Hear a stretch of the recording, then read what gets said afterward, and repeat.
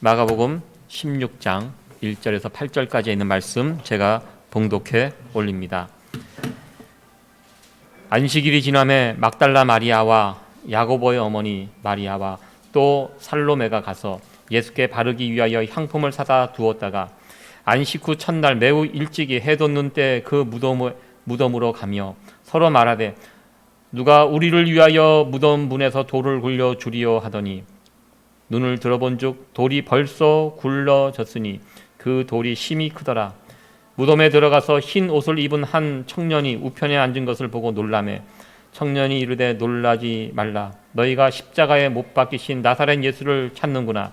그가 살아나셨고 여기 계시지 아니하리라. 보라, 그를 두었던 곳이니라. 가서 그의 제자들과 베드로에게 이르기를 예수께서 너희보다 먼저 갈릴리로 가시나니 전에 너희에게 말씀하신 대로 너희가 거기서 배우리라 하리라 하는지라. 여자들이 심히 놀라 떨며 나와 무덤에서 도망하고 무서워하여 아무에게 아무 말도 하지 못하더라. 아멘. 요즘 미국에서 한국차의 인기가 굉장히 높습니다. 20년 전만 하더라도 한국차 하면 그냥 값만 싼 차로, 그리고 고장 자주, 그리고 사신 분들 얘기 들어보면 다음에는 절대 안 산다, 그렇게 이제 한국차를 타고 다니셨던 그 기억이 있는데요. 요즘은 정말 차들이 좋아졌습니다.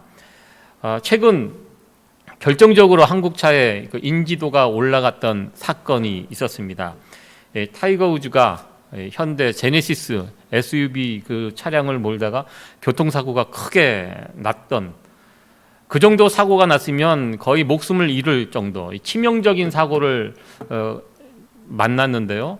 생각보다 이게 다치지 않았습니다. 그래서 이 차가 굉장히 안전성이 있는 아주 좋은 차구나, 그렇게 미국 사람들에게 인식이 되었습니다. 이 사고가 처음 벌어졌을 때 그 현장에 도착했던 경찰관인지 소방관인지 모르겠습니다.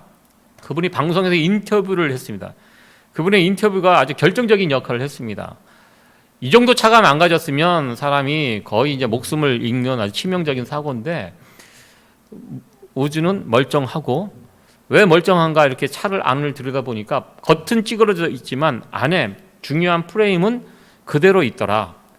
이분의 결정적인 증인 한마디 때문에 이 현대차의 주가가 또 확 올라갔던 그런 때가 있었습니다. 그때 우주가 이제 정신을 잃었다고 병원에서 이제 깨어나면 무슨 말을 할 것인가, 거기에 또 촉각이 굉장히 곤두서 있었습니다. 우주가 깨어나서 만에 하나 차가 자기가 운전을 잘 하고 가는데 갑자기 미쳐갖고 막 날뛰었다고 이렇게 이야기를 하는 순간 현대차는 끝나는 것이고요. 근데 이게 자신이 실수해서 운전을 미숙해서 들이받았다, 이렇게 이야기하면 또 현대 주가는 또 올라가는. 그래서 다행히 이 우주가 깨어나서 아무것도 생각이 나지 않는다라고, 그러니까 차에 문제가 뭐 있다 이런 식으로 얘기를 안 해갖고 이 부분이 또 무사히 잘 넘어갔던, 그러면서 이제 한국차의 인기가 덩달아 올라갔던. 실제로 올 상반기에 지금까지 팔리는 한국차가 작년에 비해서 200% 300%가 더 많이 팔렸다는 통계 자료가 나온 것을 보게 됩니다. 그리고 지난주에 우주의 교통사고에 대한 정확한 증거라는 것이, 그 사람의 목격자도 필요하지만 요즘은 차량 자체 안에서 이 증거들이 다 남아 있습니다.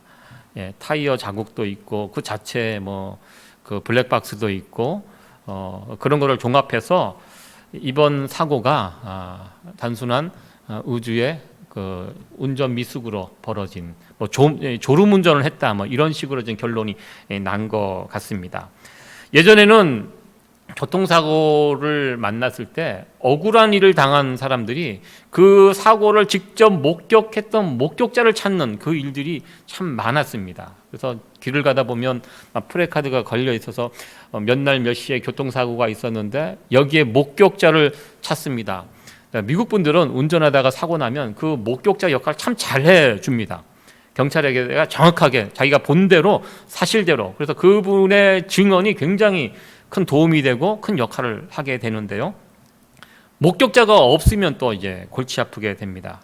요즘은 목격자가 없어도 기계가 참 많이 발달해 갖고 아마 여러분들 웬만한 차에 다 이 블랙박스가 이게 달려 있는 것으로, 여러분들 차에 블랙박스 있습니까? 요즘 한국에 있는 차들은 대부분 다 블랙박스가 다 있습니다. 미국이 조금 늦어요, 그런 부분에 관해서는. 저도 최근에 블랙박스를 차에 이제 달아놓고 다니는데요. 좀 그것 때문에 좀 든든합니다. 블랙박스가 다 기록을 합니다.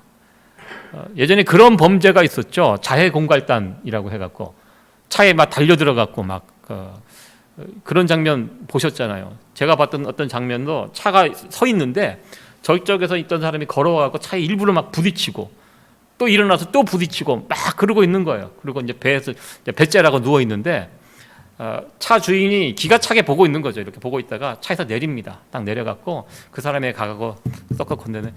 저거 보라고. 당신의 행동이 카메라에 다 찍혔다고. 그 이제 블랙박스가 달려 있는 그 차량을 보더니 그 사람이 줄행랑을 하는, 도망치는. 그러니까 이제 요즘은요 자해 공갈단들도 밥 먹고 살기 힘든 세상이 됐습니다. 아마 조만간에 없어지는 직종이 아닌가 그렇게 생각을 해봅니다. 오늘 말씀의 제목이 부활의 증인들입니다. 예수님께서 죽으셨다가 3일 만에 부활하셨다. 이 예수님의 부활을 직접 목격했던 증인들이 있다라는 것입니다. 한두 명이 아닙니다. 그때 당시도 사람이 죽었다가 다시 산다는 거, 이거 정말 믿기 힘든 일입니다. 요즘도 사람이 죽고 다시 산다는 거 믿을 사람이 몇 명이나 있겠습니까? 그때 당시, 예수님 당시 사람이 죽었다가 다시 살아났다. 이것을 믿을 수 있는 사람이 없다는 것입니다. 그 당시에는 블랙박스도 없고요, CCTV도 없었습니다. 의사들도 의사의 요즘은 이곳에서 이제 운명을 하게 되면 개인적으로 처리 못 하더라고요. 저도 예전에 교회에서 사역을 하는 가운데 교회 성도님 한 분이 집안에서 갑자기 심장마비를 일으켜서 운명하신 적이 있습니다. 그 딸이 그것을 발견하고 놀래갖고 교회에다가 연락을 주셔갖고 저도 막 불이 나게 달려갔는데 현장에 부엌에 쓰러져 계신 어르신의 모습을 제가 뵌 적이 있습니다. 그러니까 사랑하는 손녀딸이 학교에서 돌아오는데 그 딸내미, 그 손녀딸을 음식을 해주기 위해서 가스레인지에 불을 켜고 보니까 그게 막 불이 그을려 막 있는 상황이었습니다. 그 이제 방금 이제 운명하신 그 모습을 이렇게 지켜보는데 보통 퓨너럴 홈으로 이제 연결해 갖고 이제 시신을 모시고 가면 되는데 그렇게 못하게 하더라고요. 일단 이런 상황이 벌어졌을 때 경찰에 신고하고 그리고 의사가 와갖고 이번에 사인이 무엇인지 여기서 확인을 해줍니다. 그것이 끝나야지 퓨너럴 홈으로 연결해 갖고 뭐 병원으로 모시든지 퓨너럴 홈으로 이게 그 시신을 모시고 가도록 그렇게 되어 있더라고요. 예수님 당시 예수님 부활이 진짜인지 가짜인지 그것을 어떻게 증명할 수 있습니까? 그때 당시는요 예수님의 부활을 목격한 사람들의 증인, 증거, 그것이 유일한 증거가 되었습니다. 그래서 예수님 부활하신 예수님을 만난 사람들, 그 사람들의 증언을 통해서 예수님의 부활이 알려지게 되었습니다. 고린도전서 15장 5절 이하에 보면 사도 바울이 부활의 증인들, 예수님을 그동안 다시 살아나신 예수님을 만났던 사람들이 누구 6부류로 이렇게 쭉 설명을 해놨습니다. 게바, 첫 번째 게바에게 보이시고, 게바가 누굽니까? 베드로입니다. 그리고 12제자에게 직접 보이시고 500여 형제, 그리고 예수님의 동생 야고보, 그리고 모든 사도들, 그리고 마지막으로 만삭되지 못한 한 사도 바울 자신에게도 부활하신 예수님이 보여주셨다고 6부류의 증인들에 대해서 쭉 설명을 해놓고 있습니다. 굉장히 많은 숫자입니다. 예수님을 본 사람들이 돌아다니면서 계속 예수님 부활하셨다 계속 증거를 하고 증인을 하고 다녔습니다. 혹은 이렇게 이야기합니다. 여기에 나온 사람들, 그들이 말한다고 예수님의 부활이 진짜인가? 혹시 그들이 사전에 다 입을 맞추고 예수님 부활하셨다? 이렇게 이야기하자. 이런 식으로 사기를 친 것이 아닌가? 그렇게 의심하는 사람들이 있고요. 지금까지, 오늘날까지 예수님의 부활을 믿지 못하는 사람들은 이런 식으로 생각을 합니다. 그리고 교회 다니는 사람들도요, 부활을 다 믿는 것이 아니더라고요. 성도들뿐만 아니라 목회자들 중에서도 예수님의 부활을 믿지 않는 사람들이 있습니다. 그들은 어떻게 예수님의 부활을 믿냐면, 사람이 죽었다 살아나는 것은 이거 불가능한 거고, 예수님의 부활은 우리 심령에서 일어나는 것이다. 우리가 예수님을 떠올리고 예수님을 묵상하고 예수님을 붙잡고 살아가면, 내 심령 가운데 예수님이 살아계시면 그것이 곧 예수님의 부활이다. 이렇게 믿고 이렇게 설교하는 목회자들이 있습니다. 여러분, 혹시 제가 정신이 어느 순간 나가갖고 이런 식으로 설교를 한다면 여러분들 교회를 떠나십시오. 그건 복음이 아닙니다. 실제로 그렇게 믿고 그렇게 버젓이 설교하는 자들이 있다는 것입니다. 예수님의 부활, 몸의 부활, 이거는 기독교의 핵심 진리라는 것입니다. 만약에 부활 사건이 없었다면, 예수님께서 부활하지 않으셨다라면 어떤 일이 벌어집니까? 오늘날의 기독교는 더 이상 없다는 것입니다. 교회도 없습니다. 이 교회가요, 예수님의 부활 이후로 왕성하게 일어나게 됐습니다. 그리고 신약 성경도 안 쓰여집니다.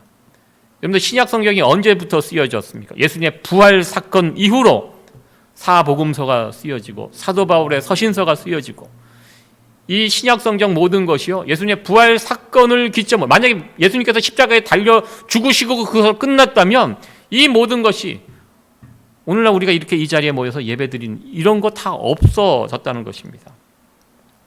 사도 바울은 복음을 증거하면서 고린도전서 15장 3절과 4절, 자신이 어떤 복음을 전했는지 여기에서 설명을 하고 있습니다. 같이 한번 읽어보도록 하겠습니다.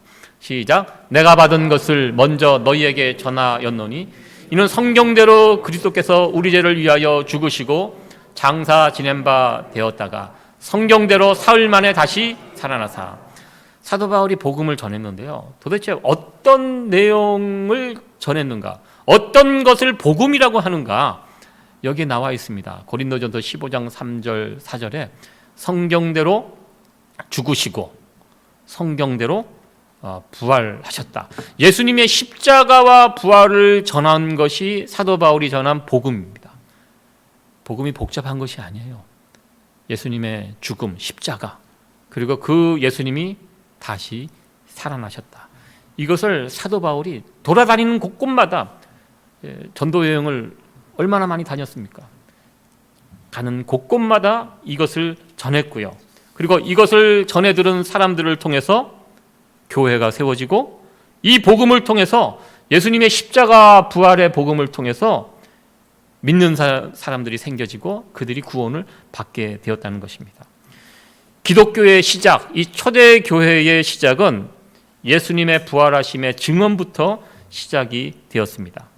다시 사신 예수님을 목격한 사람들이 열심히 예수님의 부활을 증거하였고, 그 증거를 받아들인 사람들, 예수님을 영접하고 그리스도인이 되었습니다. 그리고 지금은 그때 그 증인들은 다 죽고 없습니다. 그렇다면 오늘날 우리가 예수님의 부활이 확실한 사실이었다라는 것을 어떻게 확인할 수 있을까? 마치 자동차 사고가 났을 때 그것을 목격한 사람들의 증인이 결정적이죠. 그러나 또 한 가지 결정적인 증거들이 있습니다. 자동차 자체에 증거들이 남아 있습니다. 이 교통사고가 났을 때 경찰들이 와갖고 이 차가 이 타이어 자국이 어디서부터 났는지를 쭉 잽니다. 그러면 그것이 나오면 이 차가 사고 날 당시에 속도가 나오더라고요. 그것이 딱 하면 과속을 했는지 안 했는지, 그걸 통해서 과실을 판명을 합니다. 누가 잘못했는지. 그리고 부딪힌 현장에 남아있는 잔해들, 어떤 깨진 어떤 플라스틱 자국들이 어디에 있고 차가 어느 각도에서 부딪혔는지를 목격자가 없어도 그걸 통해서 다 판별을, 정황적인 증거를 가지고 사고를 정확하게 판별을 해냅니다. 예수님의 부활 사실을 직접 목격한 목격자들은 이제 다 없습니다.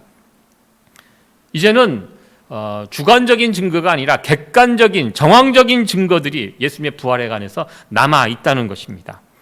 오늘 그 정황 증거 세 가지를 함께 살펴보면서 예수님의 부활이 얼마나 확실한 것인지 함께 말씀을 나누도록 하겠습니다. 첫 번째는 예수님께서 부활하셨다라는 첫 번째 분명한 증거는 빈 무덤, 예수님의 무덤이 비었다라는 것입니다. 여러분, 예수님께서 잠시 묻혔던 그 무덤, 누구 무덤인지 혹시 아십니까? 성경에 나와 있습니다.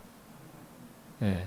마스크를 쓰고 계셔갖고 이렇게 발음이 정확하게 안 들리는데 아리마대 뭐 이런 식으로 들려요. 아리마대 사람 요셉의 원래 무덤입니다. 누가 이 이야기를 가지고 재밌는 이야기를 하나 만들어 주었는데요. 이야기가 이런 이야기입니다. 예수님께서 십자가에 달려 돌아가신 날, 그 다음 날 예수님께 무덤을 내주었던 그 아리마대 요셉, 그 친구가 그 아리마대 그 요셉에게 핀잔을 이렇게 주면서 이야기를 했다고 합니다. 자네 미쳤는가? 그렇게 비싼 돈을 주고 준비한 그 무덤을 십자가 처형을 당한 죄수에게 그냥 넘겨주다니 자네 미쳤는가? 이렇게 다구쳤을 때 아리마대 사람 요셉이 별거 아니라는 표정으로 이렇게 대답을 했다고 합니다. 괜찮아. 주말만 잠깐 쓰시고 다시 돌려준다고 했으니까 주말만 서브리스 개념인 것 같아요. 그렇죠? 그 기간만 이렇게 딱 쓰는 누가 만들어낸 이야기지만 충분히 성경적인 상상력으로 우리도 그렇게 한번 생각해 볼 수 있는 그런 부분이 아닌가 생각합니다. 1절 말씀에 보면 여인들이 예수님의 무덤을 찾아갔습니다. 그들이 찾아간 이유는 예수님의 시신에 향유를 바르기 위함입니다. 그 무덤을 찾아가면서 이 여인들은 걱정 가득합니다. 왜냐하면 무덤에 갔을 때 무덤을 가로막고 있는 큰 돌이 있거든요. 여자들 3명이 이것을 어떻게 처리할까? 이럴 때 남자들이라도 좀 있으면 그 힘센 남자들, 예수님의 제자들 어디 갔습니까? 다 도망갔습니다. 지금 이 결정적인 순간에 다 도망갔어요. 누가 좀 그 군인들, 그 무덤을 지키는 군인들인데 좀 이렇게 밀어달라고 부탁을 할까? 부탁을 하면 그들이 들어줄까? 막 이런저런 걱정을 하면서 예수님 무덤에 갔는데요. 가보니까 어떻게 되어 있습니까? 이미 돌이 굴러져 무덤이 열려져 있었습니다. 놀라서 들어가 보니까 예수님이 그곳에 계시지 않고 오늘 성경에 보니까요, 흰 옷을 입은 어떤 청년이 그곳에 앉아 있었다고 합니다. 그리고 그 청년이 알려줍니다. 예수님 다시 살아나셔서 이곳에 계시지 않는다. 가서 제자들에게 예수님 부활 소식을 전하라. 이렇게 그 흰 옷을 입은 천사가 이야기를 해 주었습니다. 예수님의 첫 번째 부활의 증거는 바로 이 빈 무덤입니다.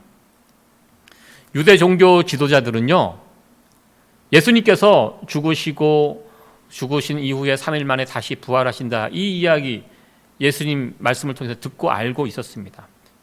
그래서 어떤 걱정을 했냐면, 예수님이 처형되고 무덤에 있을 때 제자들이 예수님의 시체를 훔쳐다가 예수님 다시 부활하셨다라고 이렇게 떠벌리고 다니면, 그런 소문을 만들고 돌아다니면 가뜩이나 지금 흉흉한데 유대 이 종교 사회가 휘청휘청 하는데 이런 소문이 나면 걷잡을 수가 없게 되니까 그렇게 되지 못하게 해달라고 빌라도 총독에 가서 부탁을 합니다.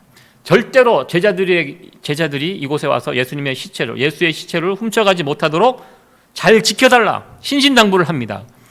그 이야기를 듣고 이 빌라도도 그 말에 동의를 해갖고, 알겠다, 내가 군인들을 시켜서 이 무덤을 지키게 하게, 철통방어해 주겠다, 이렇게 약조를 합니다. 그 약조대로 예수님 무덤에 갇히시는 동안 이 병사들이 그곳에서 밤낮, 낮에도 지고 밤에도 지고 보초를 쓰고 있는 그런 상황이었습니다.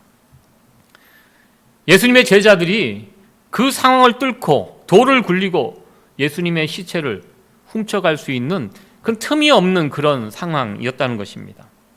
그런데 이런 상황 가운데 그 무덤이 비어졌고 그 안에 계신 예수님이 계시지 않았다는 것입니다. 놀라운 일이 벌어졌습니다. 그래서 나중에 어떤 일이 벌어집니까? 유대 종교 지도자들이 어떻게 소문을 냅니까? 예수님의 제자들이 예수님의 시체를 밤에 몰래 와서 훔쳐갔다, 이렇게 소문을 내고 그 소문은 지금까지 내려오게 되었다는 것입니다. 제자들을 만나서 그 유대 종교 지도자들과 제자들이 아마 이런 대화를 했던 것 같아요. 너희들이 훔쳐갔지? 무슨 소리 하세요? 군인들이 다 지키고 있었잖아요. 아, 근데 걔네들 잠들어 있었어. 너희들 그때 그 틈에 훔쳐갔지? 아, 도대체 무슨 소리를 하고 계시는 거예요? 만약에 그들이 잠들었다고 하면 우리가 막 큰 돌을 움직이고 할 때 소리가 나는데, 그런 상황에서 어떻게 잠들고 예수님 훔쳐갈 때까지 가만히 있었겠냐고, 말도 안 되는 소리 하지 마시라고 이렇게 제자들이 이야기를 해도, 아니야, 너희들이 훔쳐갔어. 아, 군인들이 지키고 있었잖아요. 아, 군인들 잠들고 있었어. 계속 이런 말도 안 되는 얘기로 이제 변명을 하고, 근데 놀랍게도 오늘날 현대인들도 이 유대인들의 변명을 믿고 있는 사람들이 있다는 것입니다. 제자들이 훔쳐갔고 잠들어 있는 군인들을 뚫고 예수님의 시체로 훔쳐가서, 그래서 예수님의 부활은 가짜다, 이렇게 유대인들이 퍼뜨렸던 그 소문대로 믿고 있는 사람들이 있다는 것입니다. 그들의 주장이 얼마나 허구입니까? 어떻게 그렇게 예수님의 시체를 제자들이 와서 훔쳐갈 수 있습니까? 군인들이 지키고 있는 상황에서. 말도 안 되는. 왜냐하면 이것은 이렇게밖에 이야기할 수가 없는 거예요. 그들은 예수님은 사라졌고 군인들은 지키고 있었고 예수님이 부활하셔서 가셨다는 이 사실을 그들은 인정할 수가 없기 때문에 계속 거듭거듭 그런 엉터리 같은 헛소리만 하고 있는 것입니다. 무덤이 왜 비었습니까? 예수님이 부활하셨기 때문에 그 무덤이 비어 있는 것입니다. 두 번째 예수님의 부활의 증거는 제자들의 변화입니다. 예수님의 부활 사건 이전과 이후에 제자들의 모습을 비교해 보면 완전히 달라진 모습을 보게 됩니다. 복음서에 나오는 제자들은요, 그렇게 용기 있는 자들이 아니었습니다. 예수님의 십자가의 그 현장에 다 도망쳤고요. 그 조금 전까지만 해도 예수님 십자가를 지는 그 심각한 상황 속에서도 우리 중에 누가 더 큰 자인가, 누가 힘센가, 누가 잘났는가, 이거 겨루면서 서로 다투던 못난 자들이 예수님의 제자들이었습니다. 그리고 예수님 부활하셨는데요, 예수님 부활하셨음에도 불구하고 제자들이 부활하신 예수님을 찾아가지 않습니다. 부활하신 예수님이 제자들을 찾아오셨지 그들이 찾아가지 않습니다. 그렇게 부활하신 예수님을 제자들이 드디어 만납니다. 자신들의 눈으로, 자신의 손으로 부활하신 예수님을 보고 만진 이후에 제자들이 변화된 것을 보게 됩니다. 예수님이 다시 살아나셨다, 부활하셨다라는 소문이 유대 사회에 퍼지게 됩니다. 그러면서 직접 목격한 사람들의 이야기, 그들의 목격담을 믿으면서 많은 사람들이 예수님께 돌아오는 그 역사가 일어나게 되었을 때 유대 종교 사회는 이거 가만히 두면 안 되겠다. 그래서 이제 핍박을 시작합니다. 예수 믿는 사람들을 잡아 옥에 가두고 심지어 죽이기까지 합니다. 대표적으로 예수님의 동생인 야고보가 그때 순교를 당합니다. 평소 같았으면 예수님의 제자들이 그런 상황이 벌어지면 어떻게 됩니까?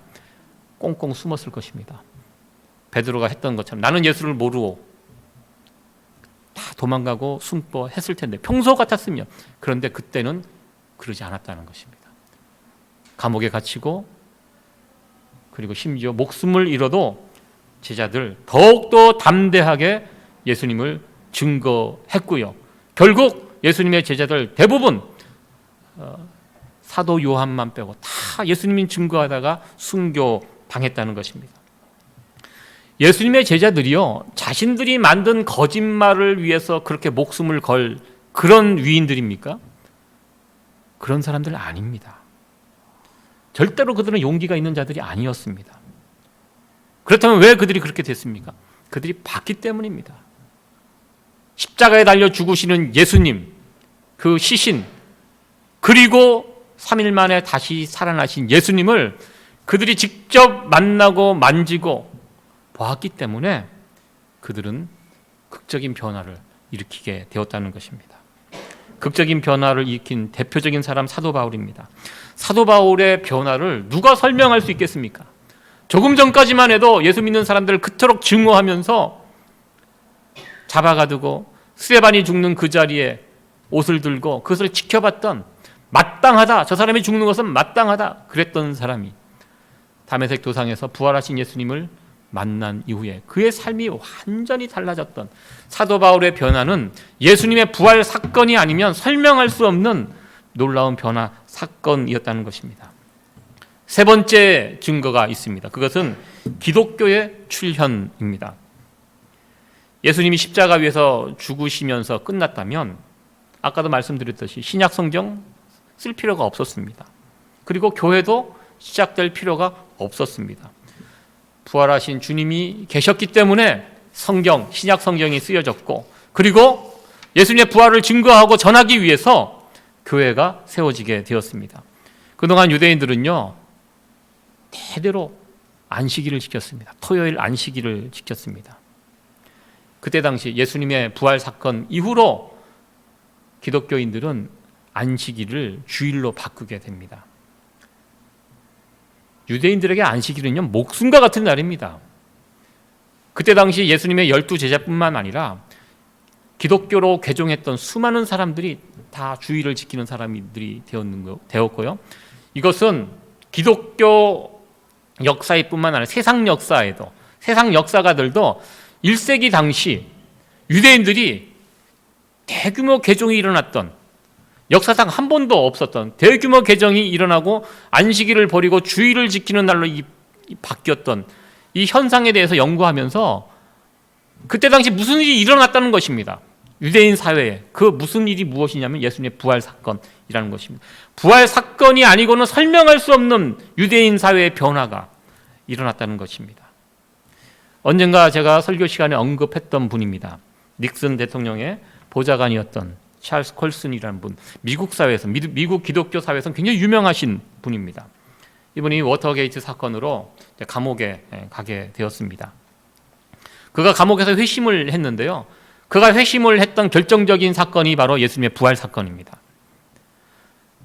이 워터게이트, 이 거짓된 이 일을 숨기기 위해서 이 백악관에 있는 참모들, 머리 좋은, 얼마나 날고 기는 사람들이겠습니까? 미국에서 똑똑한 사람들이 모여서 아주 잘 계획을 짰다고 합니다. 이 거짓말이 아닌 것으로 만들기 위해서 모든 것을 다 동원해갖고 머리를 맞대고 며칠 밤낮을 계획을 해갖고 완벽하게 딱 짰는데요. 그렇게 완벽하게 짠 그 거짓말이 들통나는데 불과 며칠이 걸리지 않았다고 합니다. 그래서 감옥에 들어가서 앉아 있는데, 감옥에서 있는데 문득 그런 생각이 들었대요.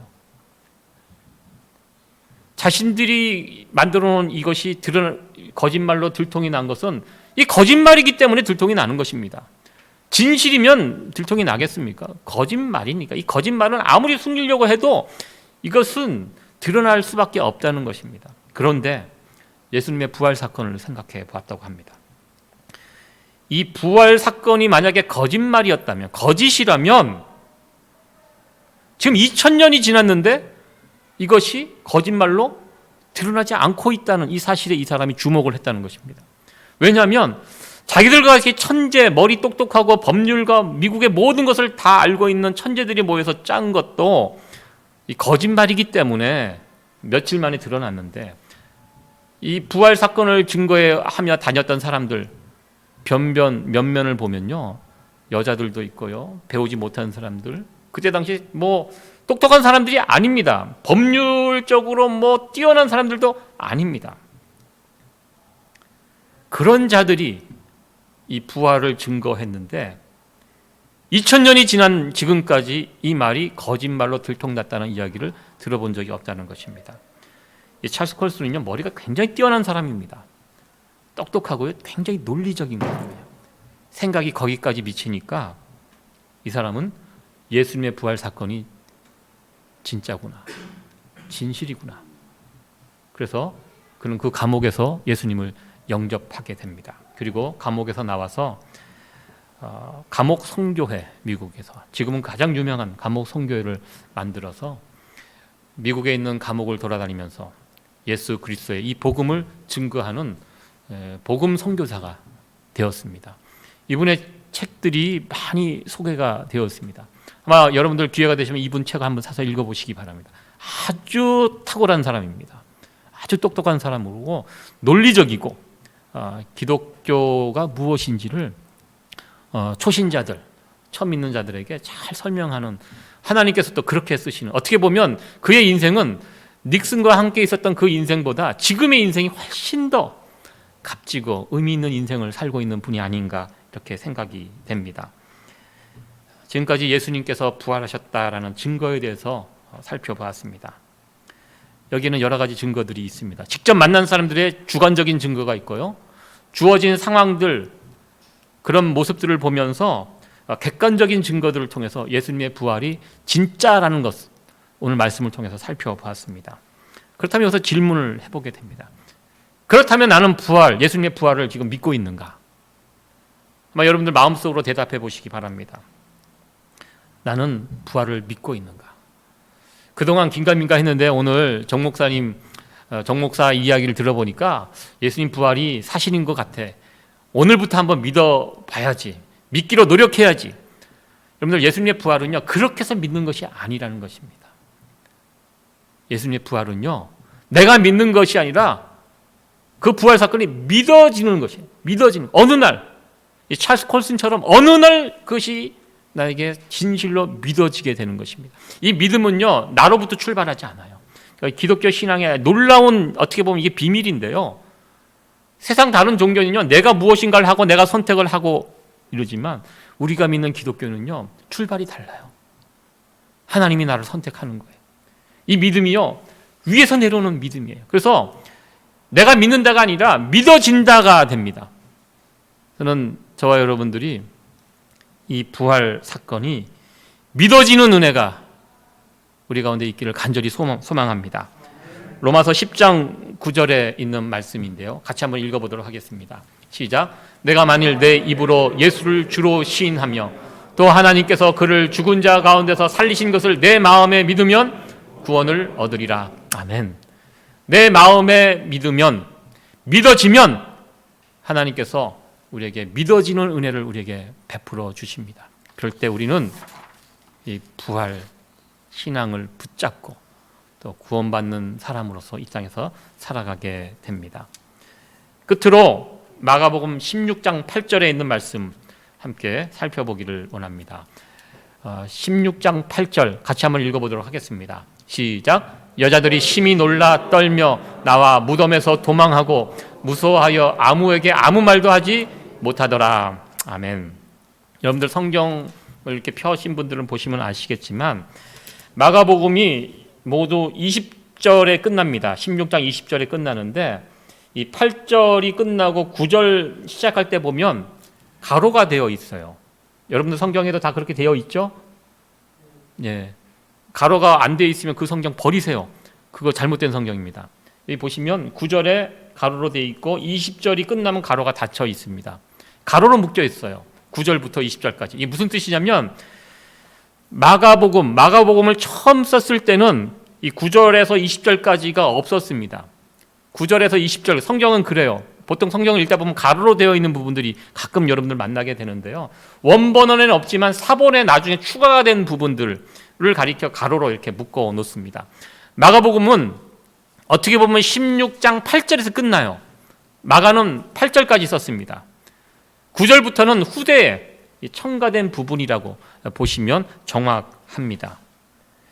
만약에 8절에서 이 말씀이 마가복음 전체가, 우리가 지난 한 달 동안 이 마가복음 말씀 쭉 함께 읽었는데요, 8절까지 읽고 이 마가복음을 닫았다면 어떤 느낌이 들었을까 한번 생각을 해보시기 바랍니다.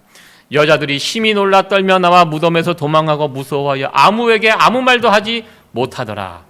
만약에 독자가 이 8절 말씀을 딱 읽고 책을 딱 닫았다면 마음속에 안타까움이 있었을 것 같아요. 왜냐하면 지금 천사가 예수님의 부활 소식을 가서 전하라고 부탁했거든요, 여자들에게. 그 부탁을 받고 여자들이 어떻게 하고 있습니까? 무덤에서 도망하고 무서워하여 아무에게 아무 말도 하지 못하고 지금 두려워 떨고 있는 이 상황입니다. 어떻게 해야 합니까? 원래 해야 한다는 이 여인들이 제자들에게 빨리 달려가서 예수님 부활했던 소식을 전해야 하는 것이, 이게 어떻게 보면 우리가 독자들이, 읽는 독자들이 기대하는 건데 이 기대에 못 미치는 그런 행동이라는 것입니다. 마가복음을 쓴 이 마가는 어떤 면에서는 굉장히 글을 잘 쓰는 사람인 것 같아요. 이 열린 결말로 마무리를 한 것입니다. 여자들이 전해야 되는데 전하지 못했어요. 이 성경을 읽는 독자들 어떻게 해야 합니까? 이 여자들은 전하지 못해요. 안타까움이 있어요. 이 성경을, 마가복음을 읽는 너희들, 독자들은 예수님의 복음을 가서 빨리 전하라. 이 도전을 주는 그런 의미로 마가복음이 이렇게 마무리가 된다는 것입니다. 어떤 면에서 굉장히 탁월한 결말이라고 이렇게 많은 신학자들이 그렇게 이야기를 합니다. 예수님의 부활 소식을 들었다면 가만히 있지 말고 그 예수님의 부활을 믿는다면 너희는 가서 전해라는 것입니다. 우리는 예수님의 부활 소식을 전해야 합니다. 전하지 않으면 세상 사람들은 모른다는 것입니다. 여러분들, 예수님의 부활 사건 이후로 세상이 달라졌습니다. 부활 이전과 이후가 완전히 달라졌습니다. 예수님 부활하셨기 때문에 교회도 생기고 기독교가 출발하고요. 수많은 믿는 사람들이 이 부활 때문에 세상이 완전히 달라졌다는 것입니다. 예전에 우리 한국이 일본에 침략을 당하고 36년 고통을 당했는데요. 한국의 해방이 갑작스럽게 찾아왔습니다. 미국과 일본이 태평양 전쟁에서 일본이 패망을 했죠. 그래서 항복 문서에 서명을 하면서 한국의 해방이 찾아왔는데요. 일본이 항복을 했습니다. 그러나 그때 당시 이 한국에 있는 백성들은 일본이 망한 소식을 듣지 못했습니다. 듣지 못했기 때문에 이미 일본은 망했는데, 패망했는데 여전히 그 한국 땅에 남아있는 조선 총독부, 거기에 돌아다니는 순사들 눈치 보면서 두려워하면서 떨고 있었을 것입니다. 그러나 언젠가 그 라디오로 방송이 됐나요? 일본이 항복했다는 소식이 방송을 통해서 전해졌을 때 전국 방방곡곡에서 태극기를 들고 우리 조선 사람들 그때 당시 만세를 부르면서 막 나왔죠. 바뀌었죠. 이제는, 예전에는 일본 순사들을 보면서 무서워했던 한국 사람들이 이제는 일본 순사들이 한국 사람들을 무서워하면서 피하는 세상이 바뀌었다는 것입니다. 예수님의 부활 소식이 바로 그런 소식이라는 것입니다. 이제 더 이상 이 땅에는 죄의 영향력, 예수님 부활하셨기 때문에 사탄의 지배, 이런 것이 끝났다라는 것입니다. 이 세상이 달라졌고 예수님 진짜 예수님이 진짜이고, 그리고 그 예수님을 우리가 믿으면 살 수 있다. 이것이 우리가 전해야 될 복음의 내용이라는 것입니다.